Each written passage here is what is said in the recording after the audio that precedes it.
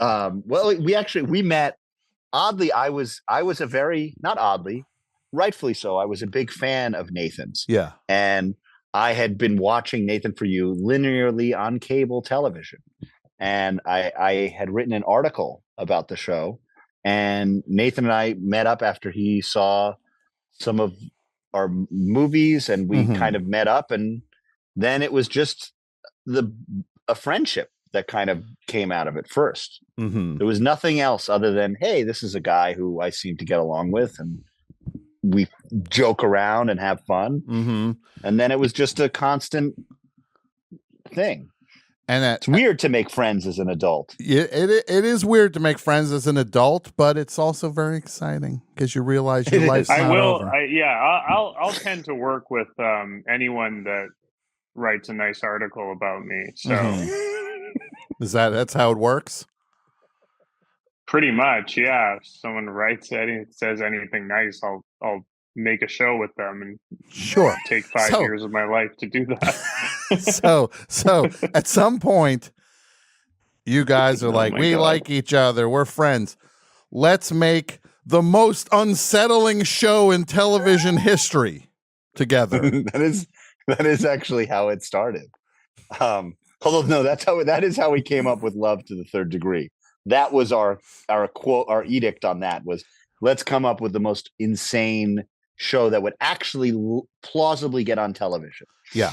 So, and I'm convinced that Love is on. What? Should we say what it was based on? Oh yeah, go for it. Say it. Well, it's funny because the show that it's, we're obviously big fans of reality TV and connoisseurs of this, but there was a reality show that was made in Denmark that I was obsessed with called Gay Army. And feminine men in a masculine I showed it to world. Benny, and I was like, this is a real show. And the premise of the show was that it was 9 of the gayest men in Scandinavia, this is their words, were put in a boot under a U.S. Army sergeant, and they had to learn how to be in an army. And then in the final episode, they were going to fight the real army in battle. And the tagline of the show was "Feminine Men in a Masculine World." And this is, and then that was just it was an example. You can probably look it up. Dougie might you can probably look it up. Yeah. And then we were looking at other ones. There were some crazy shows like Who's Your Daddy, which existed, where they had a whole bunch of men living in a house, and then there was a younger woman who came into the house, and her job was to suss out who her biological father was. But every person in the home was trying to trick her into thinking that they were the real father, because they would win money if they tricked her, and she would win if she picked the right person. Which is basically, and then it was a disaster, and they only aired one episode. That is a reverse Mamma Mia.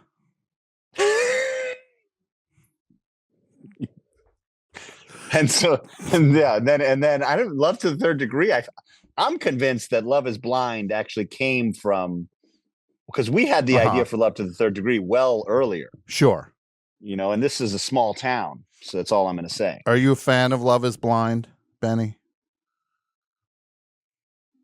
I'm. What's that dating one you showed me, Nathan, where it's the first date all the time? They go on the date. What was that? Oh, it's yeah. like that one's unbelievable.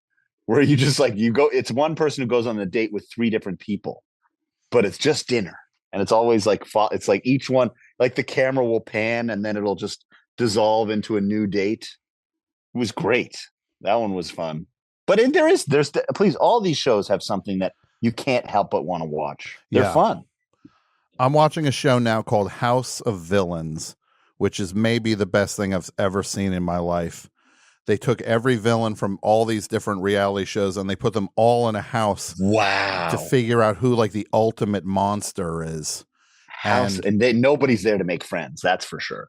Oh no, they're here to win the $200,000. It is seriously House. What's it called? House of Villains? House of Villains. Oh, I'm not gonna Someone had it. Dating around. Someone said in the chat. That's Dating the one. Around. Yes. See, I wish That I was had it. access to this chat. there's Dating a, Around is magnificent.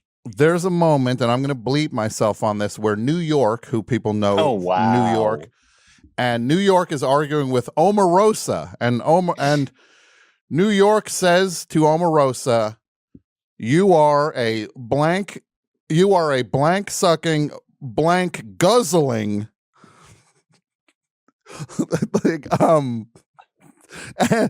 it was so yeah, I mean, I never heard, look, the blank sucking thing, of course, we've all heard that.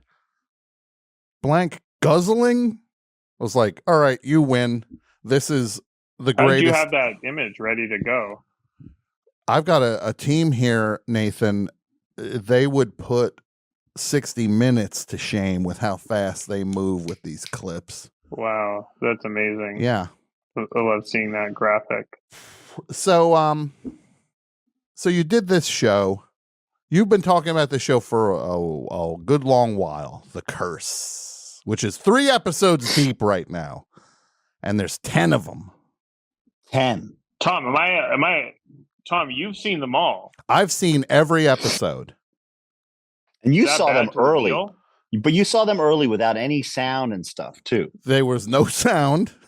It was it had sound, but a bad sound. Let's be real. well, it wasn't. They were not finalized. You were still making cuts and looking for feedback. This is all I'm going to say. You gave us thoughts on them, and we incorporated your feedback into the show. So yeah, I would say that if people don't like certain parts of it, that that could have been one of Tom's suggestions. Could have been one of my fixes. Could have been a problem.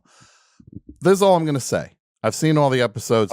Wait, hold on. Are you claiming right now, Tom, that these are your suggestions that are playing? Yeah, the what's playing right now is Tom's ideas. These are my ideas. I put a little sizzle reel. Cut them together. Wow, how did you put together a reel of your ideas? And my name got cut off there. It said Nathan Fielder and Benny Safdie, and it said and Tom Scharpling.